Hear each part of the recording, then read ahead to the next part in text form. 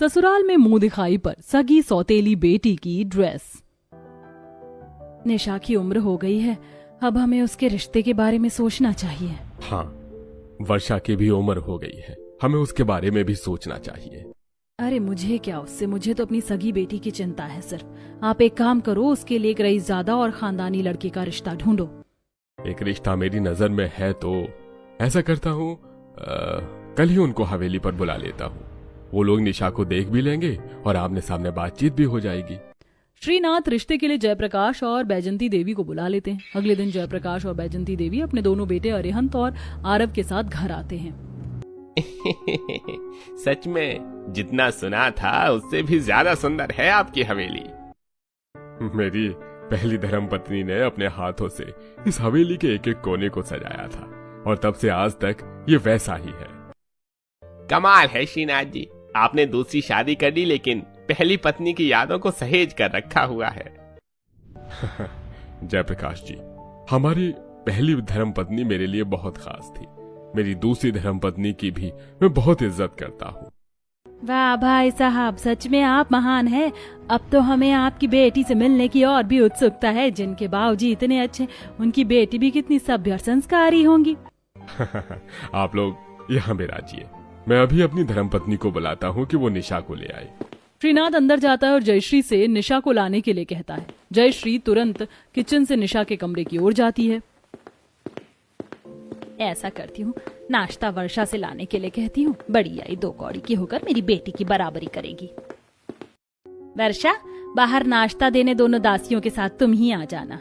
सौतेली बहन है तो क्या हुआ, इतना तो कर ही सकती हो। हाँ ठीक है, मैं आ जाऊंगी।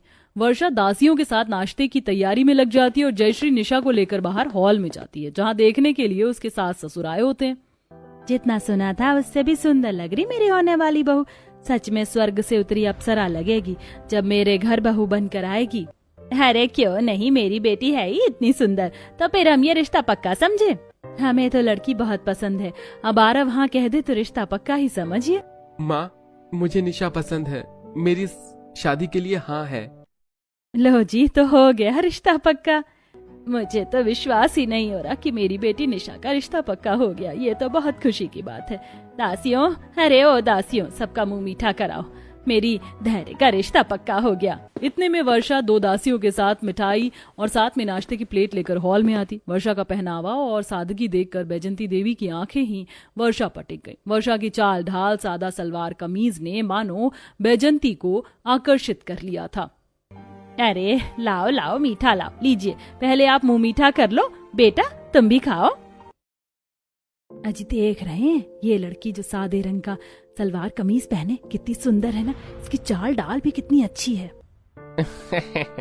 हाँ तुम सही कहती हो, लेकिन पता नहीं ये कौन है, और ये तो शायद यहाँ काम करती है। हाँ लगता तो यही, रुको मैं पूछती हूँ। अरे जयश्री जी, ये लड़की कौन है जिसने सलवार कमीज पहना है?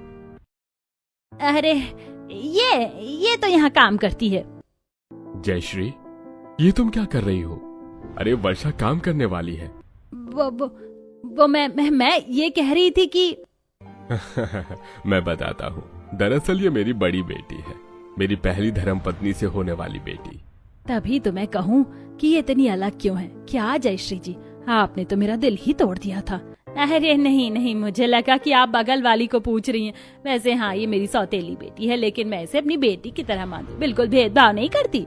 जयश्री के इस तरह बोलने से वर्षा और श्रीनाथ दोनों आश्चर्यचकित थे। वैसे जयश्री जी, आपकी बड़ी बेटी की शादी हो गई है क्या? नहीं नहीं, अभी नहीं हुई है। तो आप पहले अपनी छोटी बेटी का रिश्ता क्यों करा रही हैं? पहले तो बड़ी बेटी का रिश्ता कराना चाहिए था ना।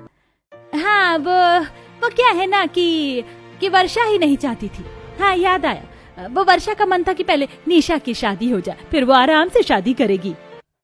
क्यों वर्षा, तुम अभी क्यों नहीं शादी करना चाहती? वो आप माँ से ही पूछ लीजिए। अरे ऐसा नहीं, अगर रिश्ता अच्छा मिला तो हम वर्षा की शादी भी करा देंगे। तो क्या आप अपनी वर्षा का हाथ मेरे बड़े बेटे अरिहंत के लिए देंगी? क्या ये क्या कह रही हैं आप? अरे इससे अच्छा तो हमारे लिए कुछ हो ही नहीं सकता। लेकिन हम एक ही घर में अपनी दोनों बेटियों को नहीं ब्याह सकते हैं। अरे क्यों मेरे वर्षा के जीवन का काल बन रही हो? नहीं वर्षा मेरी सगी बेटी के ससुराल नहीं ब्याह सकती।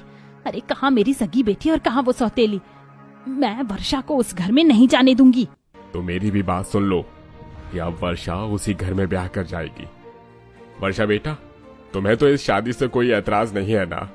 और इसे क्या दिक्कत होगी? इतने बड़े खानदान में बहू बनकर जाएगी, तब तो इसके भाग्य ही खुल जाएंगे। अरे माँ कुछ करो ना, यहाँ तो मेरे रिश्ते के लिए आए थे ये लोग, तो इस सौतेली वर्षा का रिश्ता क्यों पक्का होने लगा? अरे सौतेली तो वो मेरे लिए और तेरे लिए है, इनके लिए तो इनकी सगी बेटी है। तू चिंता मत कर, देखना मैं क्या करूंगी। नहीं बाबूजी, मुझे इस रिश्ते से कोई परेशानी नहीं है। चलो हमारी बिटिया ने तो बता दिया, अब अरिहंत तुम भी बता दो, क्या तुम्हें हमारी वर्षा पसंद है? हाँ, मुझे वर्षा बहुत पसंद है।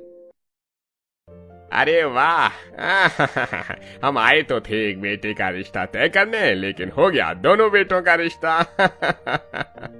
अरे हमें इतनी अच्छी बहुएं मिल रही हैं, इतनी सुंदर, इतनी संस्कारी, भला हम इन्हें कैसे मना करते। जयप्रकाश और बैजंती देवी अपने दोनों बेटों का रिश्ता पक्का करके वहां से रवाना हो जाते हैं। देखो तो माँ कैसे खुश हो रही है तुम्हारी सौतेली बेटी। खबरदार, जो इसे मेरी बेटी कहा तो सौतेली ही सही, लेकिन इसको मैं अपनी बेटी नहीं मानती, क्योंकि ये मेरी सौतेली बेटी भी नहीं हो सकती।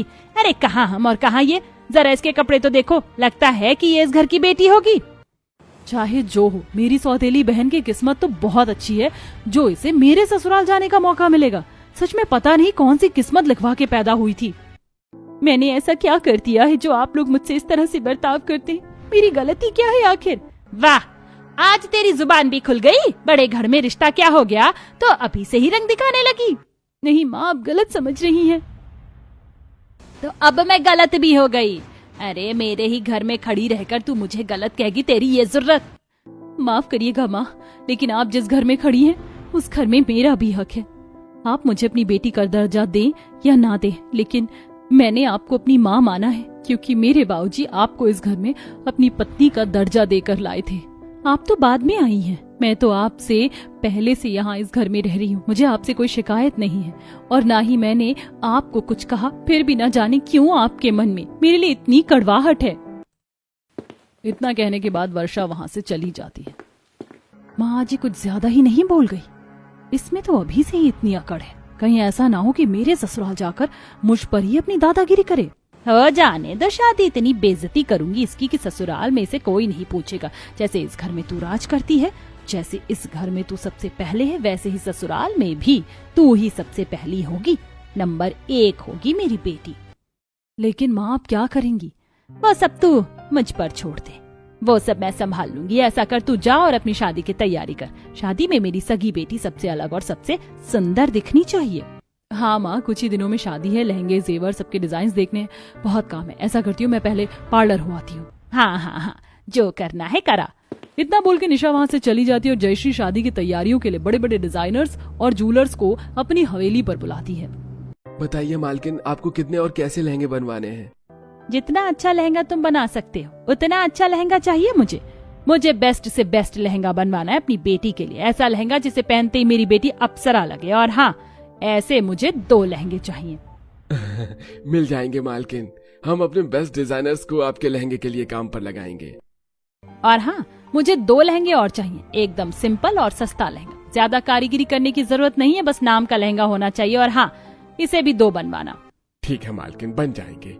लेकिन मालकिन, आपकी दोनों बेटियों की शादी है, तो एक बेटी के लिए आप इतना सुंदर लहंगा और दूसरी के लिए साधारण लहंगा क्यों बनवा रही है? तो अब तुम मुझे बताओगे कि अपनी सगी बेटी और उस सौतेली बेटी के लिए कैसा लहंगा लेना है? तुमसे जितना कहा जाए बस उतना करो। मुझे ज्यादा ताका झांकी नहीं पसंद दूसरों की। डिजाइनर जयश्री की सभी बातें चुपचाप सुन लेता है। वर्षा भी ये सारी बातें सुन लेती है। बेचारे डिजाइनर अंकल, खामखा मेरी वजह से उन्हें भला बुरा सुनना पड़ा। डिजाइनर के बाद अब सुनार घर पर आता है। यह देखिए मालकिन, सबसे बढ़िया बढ़िया डिजाइन खास आपके लिए तैयार होकर आई है। ऐसे डिजाइन आपको इस गांव में तो छोड़िए, आसपास के किसी ही गांव में नहीं मिलेंगे। डिजाइन तो बहुत सुंदर है। ऐसा करो, 5 सेट भारी हार के और 5 सेट सभी भारी जेवर मुझे चाहिए। लगता है आप सोने का बिजनेस शुरू करने वाली हैं। अरे नहीं नहीं, मेरी बेटी की शादी हो रही है, उसकी शादी में किसी तरह की कमी नहीं होनी चाहिए। और हाँ, 2 सेट सभी तरह का हल्का जेवर भी चाहिए होगा, वो सौतेली बेटी भी तो है। ठीक है मालकिन, गहने तैयार करके मैं भिजवा दूंगा। ठीक है, चलो थोड़ा सुकून तो मिला, बड़े बड़े काम तो हो ही गए। इतने में ही निशा आ जाती है। क्या सोच रही हो माँ? कुछ नहीं, अभी सुनार आया था, जेवर के लिए बोल दिया है। माँ, आप मेरी सौतेली बहन की शादी के लिए भी तैयारियां कर रही हो? करना तो नहीं चाहती, लेकिन ना चाहते हुए भी करना पड़ेगा, नहीं तो तेरे बाबूजी नहीं छोड़ेंगे मुझे। लेकिन तू चिंता मत कर, मैंने तेरे लिए बेस्ट लहंगा और भारी भारी जेवर के ऑर्डर दिए हैं, वहीं उसके लिए सादा सा लहंगा और हल्के जेवर के। देखना, शादी में तू ही सबसे सुंदर लगेगी, और वो तो हमारे घर की दासियों से भी कई गुजरी है। सच में मुझे तो उस पल का बहुत इंतजार है। वैसे माँ, हमारा तिलक कब चढ़ेगा? तिलक शादी से 2 दिन पहले चढ़ेगा, और तिलक में उस वर्षा की बच्ची की ऐसी बेइज्जती करूंगी कि ससुराल में मुंह दिखाने के लायक नहीं रहेगी। आज तिलक का दिन था, चारों तरफ गाना बजाना, गीत गाए जा रहे थे और तिलक चढ़ रहा था। चारू, जरा देख तो, तुझे कुछ गड़बड़ नहीं लगती? एक बेटी के तिलक में इतने गहने, जेवर, महंगे महंगे कपड़े और बर्तन और सामान दिया जा रहा है, और दूसरी तरफ एक बेटी को हल्के जेवर और सिर्फ 2 साधारण साड़ियां दी गई, और देखो तो एक भी सामान नहीं चढ़ाया गया। अरे तुझे नहीं पता, श्रीनाथ जी ने दूसरी शादी की थी, पहली वाली से बड़ी बेटी और दूसरी से छोटी। माँ ने सगी बेटी को सोने से तौल दिया और सौतेली बेटी को कूड़े से। अच्छा हाँ, तो क्या ही दिक्कत है, आखिर सौतेली बेटी पर कोई इतना खर्च थोड़ी करेगा। अरे अपनी बच्ची होती है, मैं होती तो शायद मैं भी यही करती। सपना, अब श्रीनाथ ने दूसरी शादी की, उसमें वर्षा की क्या गलती है? वर्षा तो सीधी सादी सी लड़की है, जिसने कभी अपनी सौतेली माँ से ऊंची आवाज में भी बात नहीं की, जबकि इसकी सौतेली माँ इसे कूड़े बराबर भी नहीं पूछती। तिलक चढ़ गया था, आस पड़ोस के लोग तिलक देखकर 4 बातें सुना रहे थे। दिन बीतते गए और आखिरकार शादी का दिन भी आ गया। वर्षा और निशा के कपड़े और भारी जेवर आए थे, और उसे सजाने के लिए बाहर से महंगी मेकअप आर्टिस्ट को बुलाया गया। वहीं दूसरी तरफ वर्षा के लिए एकदम सादा लहंगा और हल्के जेवर रखे थे, और उसे तो कोई सजाने भी नहीं आया था। ये क्या, वर्षा के कपड़े इतने फीके और साधारण क्यों लग रहे हैं? इसके तो गहने भी बहुत हल्के हैं। वो तो अच्छा हुआ कि मैंने वर्षा के लिए अलग से कपड़े बनवा लिए थे, वरना जयश्री को तो मैं क्या ही बोलूं। श्रीनाथ वर्षा के कमरे में डिजाइनर लहंगा और भारी जेवर लाकर रख जाते हैं, तभी वहां निशा आ जाती। अरे वाह, इतना सुंदर लहंगा, ये तो मुझसे भी ज्यादा सुंदर लहंगा है, लेकिन ये मेरी सौतेली बहन के कमरे में क्यों है? लगता है बाबूजी ने रखी। ऐसा करती हूँ, इसे फाड़ देती हूँ। मेरी शादी में मुझसे ज्यादा सुंदर कोई नहीं लग सकता। निशा वर्षा का लहंगा कैंची से फाड़ देती है, उसके बाद चली जाती है। फिर वहां वर्षा तैयार होने के लिए आती है और देखती है कि अरे ये क्या, मेरी ड्रेस फट कैसे गई? बारात आने में भी कुछ ही देर बाकी है। ऐसा करती हूँ, जल्दी से इसे सिल के इस पर कढ़ाई कर देती हूँ। हाँ, ये ठीक रहेगा। वर्षा फटाफट अपनी ड्रेस सिलकर तैयार हो जाती है और शादी के मंडप में पहुंचती है। और देखो तो जयश्री की सौतेली बेटी कितनी सुंदर लग रही है, और हाँ, सगी बेटी को देख लो, कितना ऐठ रही है, मानो कहाँ की कलेक्टर आई है। जो किसी लायक नहीं होते वो ऐसे ही करते हैं।